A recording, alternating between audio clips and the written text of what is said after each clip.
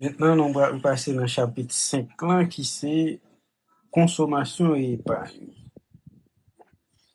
Consommation et épargne, chapitre 5. Consommation et épargne. Donc, allons voir la notion de consommation. Notion de consommation comme définition de la consommation. Définition de la consommation. Consommation, c'est donc la destruction immédiate ou progressive de biens ou de services dans le but de satisfaire un besoin quelconque. Donc, consommation 1, c'est destruction de façon immédiate ou progressive des biens ou des services dans le but de satisfaire un besoin. Forme de consommation. Il y a deux formes de consommation, consommation finale et consommation intermédiaire. Oui, la consommation finale, consommation finale et consommation intermédiaire.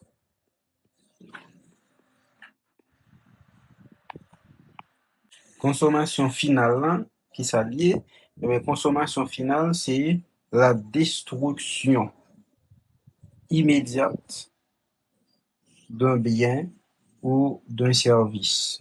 La destruction immédiate d'un bien ou d'un service. Donc, par exemple, on prend un pain. Donc, pain, ou juste manger pain, et c'est fini. Donc, c'est une fois produit, donc, le pain, il est prêt pour consommer. Donc, consommation immédiate. Maintenant, consommation intermédiaire là, et que c'est un bien, il y aurait des biens de production. Nous avons ça dans NS2, NS3. Donc, biens de production, et que sont biens qui participaient dans la production d'autres biens. Ils utilisés comme consommation intermédiaire. Par exemple, farine. Ah ben, farine, c'est un bien de consommation intermédiaire dans la production du pain. Ouais. Donc, c'est-à-dire, et parcours bien de production ou bien consommation intermédiaire là, parcours à travers l'appareil de production n'est pas terminé. Ouais. Il n'est pas achevé. Alors que consommation finale là, c'est terminé. Une fois produit, hein, le bien est prêt pour être consommé. Donc, la fonction de consommation. Maintenant, la fonction de consommation. La fonction de consommation, eh bien, la fonction de consommation décrit une relation qui existait entre consommation et le revenu disponible. Fonction de consommation, il décrit une relation qui existait entre quantité cob que vous gagnez dans le monde, quantité cob que vous rentrez pendant une période donnée, et quantité bagaille que vous achetez, quantité bagaille que vous consommer. C'est ça, la fonction de consommation, c'est ça le décrit. Pas oublier que consommation, il dépend de deux facteurs, par exemple, principaux, c'est prix et revenu disponible. Ouais, prix et revenu disponible. En fonction du revenu ou en quantité de bagages qu'on a acheté. Donc, approche keynésienne de la consommation, donc selon Keynes, et que il y a un ensemble de points qui lient consommation et revenus disponibles. Donc, il y a trois en particulier. Par exemple, la consommation dépend du revenu disponible. Deuxièmement, la consommation et le revenu disponible se déplacent dans le même sens.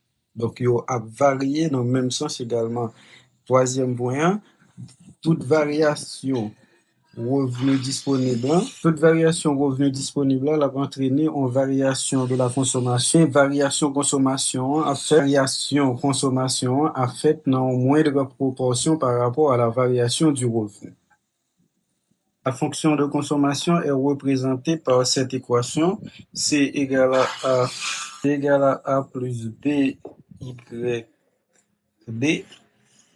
C'est égal à A plus B Y D. Donc ça, c'est l'équation représentant la fonction de consommation.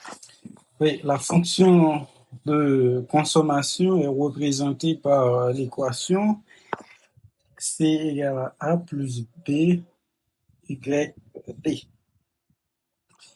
Donc, C représente la consommation totale. Cette équation comprend deux parties. Une partie fixe, la fonction de consommation comprend deux parties.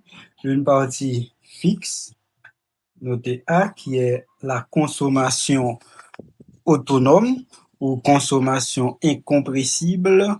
C'est une consommation indépendante du revenu disponible. Ouais. Lorsque le revenu est nul, le revenu disponible est nul, alors la consommation est égale à la consommation autonome. La consommation totale est égale à la consommation autonome ou incompressible. Et l'autre partie, c'est la partie variable B, Y, D. Donc, A, c'est la consommation autonome. A, consommation autonome ou incompressible, c'est la partie fixe de la fonction de consommation. Et B, Y, D, c'est la partie variable appelée consommation induite. Consommation induite, c'est-à-dire portion de la consommation liée au revenu disponible. Consommation induite. La consommation induite, c'est-à-dire la portion de la consommation qui est liée au revenu disponible, autrement dit, qui est dépendante du revenu disponible.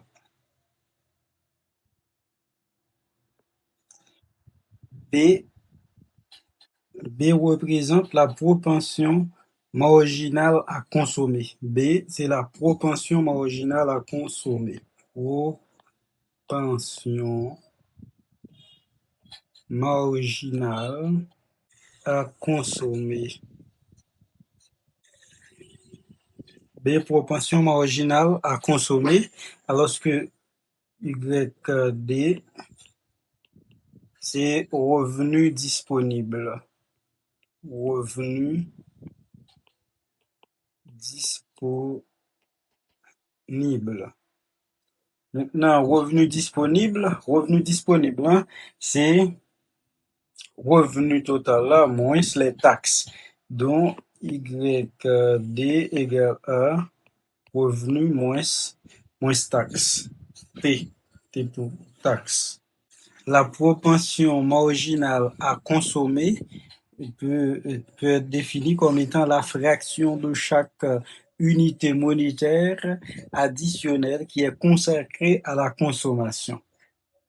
Autrement dit, la consommation, la propension marginale à consommer, c'est le rapport entre la variation de la consommation et la variation du revenu. Propension marginale à consommer B, on peut appeler ça PMC, propension marginale à consommer. C'est le rapport entre la variation de la consommation et celle du revenu. Delta C, variation de consommation sur delta YD, variation du revenu.